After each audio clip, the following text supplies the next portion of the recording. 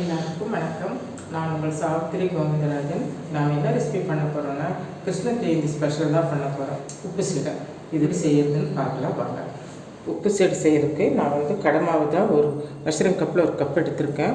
இதை நல்லா ஜலிச்சு எடுத்து வச்சுருக்கேன். இதை நம்ம நல்ல வாசம் வர்ற வரைக்கும் கொஞ்சம் வறுத்துக்கலாம். மாவு நல்லா வறுபட்டுருச்சு. ஆனால் ரொம்ப வறுக்கக்கூடாது, கலர் சேஞ்ச் ஆகிரும். பாருங்கள், பிடிச்ச நல்லா ரொம்ப சூடாகணும் போதும். இப்போ நம்ம ஆஃப் பண்ணி எடுத்துட்டேன். உளுந்து பார்த்திங்கன்னா 2 டேபிள் ஸ்பூன் எடுத்திருக்கேன். இப்போ இதையும் நல்லா வறுத்து நம்ம பொடி பண்ணி வச்சுக்கணும். பாருங்கள், உளுந்து நல்லா செவந்து வரணும், அது வரைக்கும் நம்ம வறுக்கணும். பாருங்கள், இந்த அளவுக்கு நல்லா செவந்து வரணும். இப்போ நம்ம எடுத்துக்கலாம். இதை ஆற வச்சு நம்ம மிக்சியில் பொடி பண்ணிட்டு வரலாம். பாருங்கள், உளுந்து நான் மிக்சியில் பவுடர் பண்ணிட்டு வந்துட்டேன். இப்போ இதை நம்ம சளிச்சிக்கலாம். பாருங்கள், உளுந்து மாவு இதில் சளிச்சாச்சு. இப்போ இது கூட பார்த்திங்கன்னா எள்ளு ஒரு டீஸ்பூன் எடுத்திருக்கேன், அதை சேர்த்துக்கலாம். சீரகம் 1 ஸ்பூனுங்க, அதையும் இதில் சேர்த்துக்கலாம். பெருங்காயத்தூள் 1/4 டீஸ்பூன், அது நம்ம இதில் சேர்த்துக்கலாம். உப்பு 1 டீஸ்பூன், இது நம்ம சேர்த்துக்கலாம். இப்போ இதெல்லாம் நம்ம ஒன்றா மிக்ஸ் பண்ணிவிட்டு வெண்ணெய் 1 டேபிள் ஸ்பூன்மா, அது அன்சால்ட்டட் தான் நான் எடுத்திருக்கேன். நீங்கள் சால்ட்டட் சேர்த்துக்கிட்டிங்கன்னா இதில் மாவில் உப்பு சேர்த்துறது கம்மியாக சேர்த்துக்கோங்க. இது அன்சால்ட்டடுங்கிறதுனால நான் 1 டீஸ்பூன் சேர்த்துருக்கேன். இப்போ வெண்ணெய் 1 ஸ்பூன் சேர்த்தியாச்சு. இதையும் நம்ம இது கூட வச்சு நல்லா பிசைஞ்சு ஒன்றா மிக்ஸ் பண்ணணும்.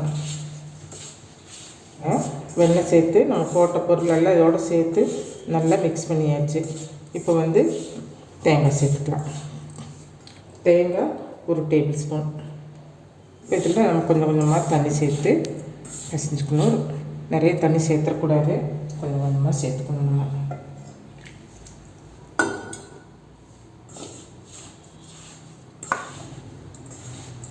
நம்ம சீடை மாவு ரெடி ஆகிடுச்சு. சப்பாத்தி மாவு பதத்துக்கு இந்த மாதிரி பிசைஞ்சுக்கணும்.